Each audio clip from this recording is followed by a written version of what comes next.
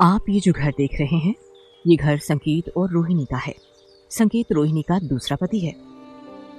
रोहिणी का पहला पति रमेश एक ट्रक ड्राइवर था जो एक रोड दुर्घटना में मारा गया था। रोहिणी की दो बेटियां थीं, कंचन और प्रीति।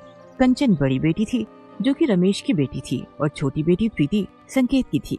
कंचन को कभी अपने सौतेले बाप से प्यार नहीं मिला। संकेत रोज शराब पीकर घर आता था और कोई भी काम धंधा नहीं करता था। रोहिणी लोगों के घर जाकर काम करती थी।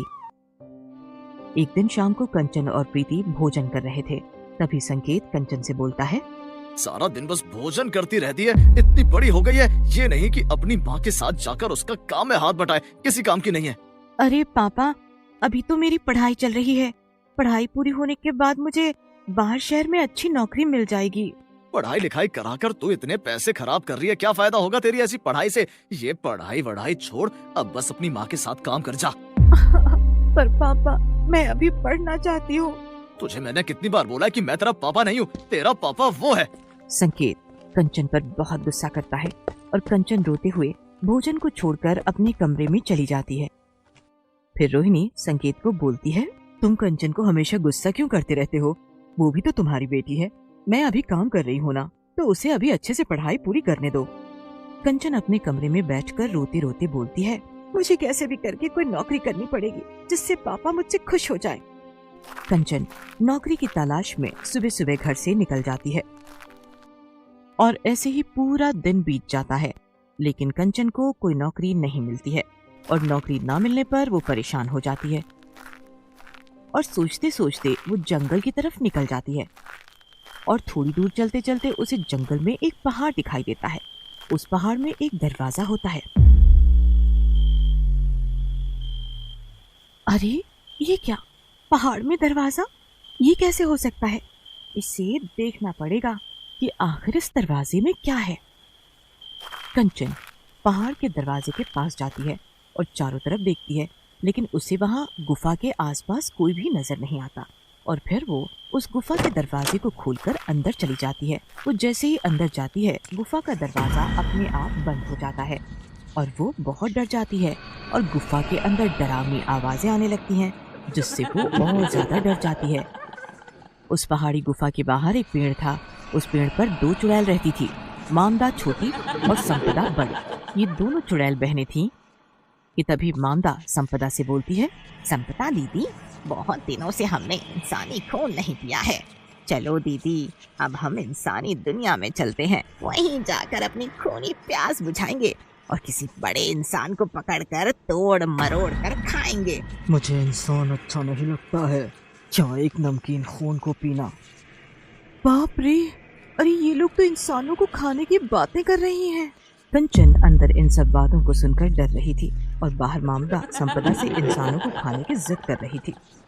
चलो दीदी, नहीं तो हम लोग अपनी पुरानी जगह घूम कर आते हैं और वहाँ पास में हरा भरा जंगल भी है। वहाँ ताज़ा ताज़ा बहुत सारे जानवर भी मिलेंगे। वहीं जाकर जानवरों का शिकार करेंगे। हाँ, ये ठीक रहेगा। हम दोनों वहीं घूम कर आते हैं, फिर जानवरों का शिकार करके यहीं वापस आ जाएंगे। फिर वो जादू से पेड़ के साथ पूरी गुफा को आकाश में उड़ाकर ले जा रहे होते हैं कि तभी कंचन बोलती है, हाय राम, ये दोनों अब कहाँ जानवर खाने जाएंगे? मेरी तो कुछ समझ में नहीं आ रहा है। और ये दोनों मिलकर कैसी डरावनी डरावनी बातें कर रही हैं। मुझे अब यहाँ से निकल जाना चाहिए। कंचन जैसे ही दरवाजा खोलती है और देखती है कि पेड़ के साथ पूरी की पूरी गुफा आसमान में उड़ रही है। ये सब देखकर कंचन बहुत ज्यादा डर जाती है और भगवान से प्रार्थना करती है कि कैसे भी करके उसकी जान बच जाए। थोड़ी देर में वो गुफा एक जादुई नगरी से उतरती है और फिर वो दोनों चुड़ैलें जंगल की तरफ चली जाती हैं। उनके दोनों के जाते ही कंचन दरवाजा खोलकर बाहर आती है और जैसे ही बाहर आती है, वो उस जगह को देखकर हैरान हो जाती है, क्योंकि वो पूरी जगह सोने जवाहरात से भरी होती है। कंचन को ये देखकर बहुत खुशी होती है और वो सोचती है कि अगर मैं यहाँ से थोड़ा सा सोना ले जाऊंगी तो इन चुड़ैलों की इस जादुई नगरी में कोई कमी नहीं होगी। और वो एक सोने से भरा बक्सा उठा लेती है और उन दोनों चुड़ैलों के आने से पहले उस गुफा में वापस चली जाती है। थोड़ी देर बाद दोनों चुड़ैलें वापस गुफा के पास पेड़ पर आकर बैठ जाती हैं। आहा, आज बहुत दिनों बाद जानवरों का शिकार करके बहुत ज्यादा मजा आया। चलो दीदी वापस चलते हैं। फिर वो दोनों चुड़ैलें उसी पेड़ पर बैठकर गुफा के साथ वापस अपने जंगल चले जाते हैं। और थोड़ी देर बाद वो दोनों चुड़ैलें पेड़ पर ही बैठी बैठी सो जाती हैं। उन दोनों को सोता देख कंचन भी धीरे से दरवाजा खोलकर उस भरे हुए संदूक को लेकर वहां से जल्दी से भागकर अपने घर जाती है। घर के बाहर उसकी माँ उसकी राह देखती है कि तभी कंचन को डरा हुआ भागता आकर देख वो उससे पूछती है कि इतनी देर कैसे हो गई। फिर उसकी माँ उसे अंदर घर में ले जाती है और उसके हाथ में बक्से को देखकर उसकी माँ कंचन से उस बक्से के बारे में पूछती है।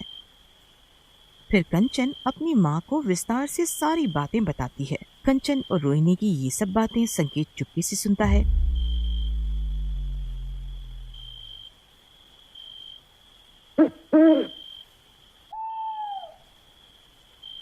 और अगले दिन रात को संकेत उसी जंगल के रास्ते से उसी पहाड़ी गुफा में चला जाता है।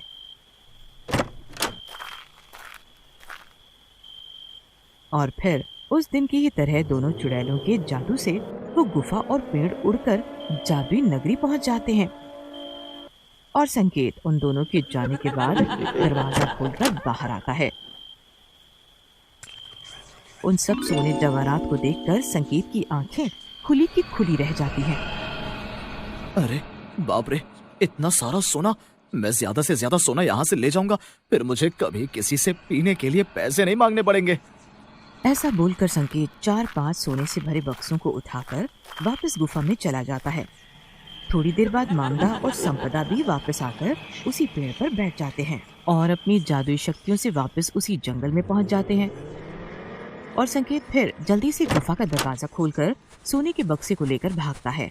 उसे अंधेरे की वजह से सही से दिखाई नहीं देता और वो पत्थर से टकराकर नीचे गिर जाता है और जोर से चिल्लाता है, अरे मैं गिर गया, कोई है यहाँ जो मेरी मदद कर सके, कोई बचाओ।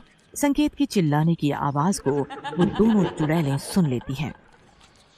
कौन कौन है वहाँ पर? फिर वो दोनों चुड़ैलें संकेत के पास पहुंच जाती हैं। अरे अरे मैं गिर गया, कोई है क्या? अरे ये तो एक इंसान है और इसके पास तो हमारी जादुई नगरी का सोना भी गिरा हुआ है। इसका मतलब इसने पक्का हमारी जादुई नगरी से चोरी की है। हाँ दीदी, और ये हमारी जादुई नगरी के बारे में सब जान भी गया है। तब तो हम इसे बिल्कुल नहीं छोड़ेंगे। बहुत दिन हो गए हैं, वैसे भी हमने इंसानी खून नहीं पिया, आज पिएंगे। संकेत बहुत ही ज्यादा डरा हुआ होता है और वो जल्दी से उठता है और अपने घर के रास्ते की तरफ भागता है। संपदा और मामदा चुड़ैलें संकेत के पीछे पड़ जाती हैं और संपदा अपने एक हाथ को लंबा करके संकेत को पकड़ने की कोशिश करता है। अरे बाप रे, मुझे तो ये चुड़ैल खा लेगी, बचाओ मुझे, कोई बचाओ, बचाओ मुझे, बचाओ। संकेत के जंगल पार करते ही संपदा अपना हाथ पीछे ले लेती है और उसे जाने देती है। नहीं नहीं, हम अब इस जंगल में नहीं रहेंगे, अब हम दोनों वापस अपनी जादुई नगरी में चले जाएंगे। उसके बाद संपदा और मामदा दोनों चुड़ैलें हमेशा के लिए उसी पेड़ पर बैठकर पहाड़ी गुफा के साथ अपनी जादुई नगरी चली जाती हैं। और संकेत उचित शिक्षा पाकर और उदास हो जाता है और रोना चिल्लाना शुरू कर देता है। हाय राम, मुझसे कितना बड़ा सर्वनाश हो गया, मेरे हाथ से सब कुछ वहीं गिर गया।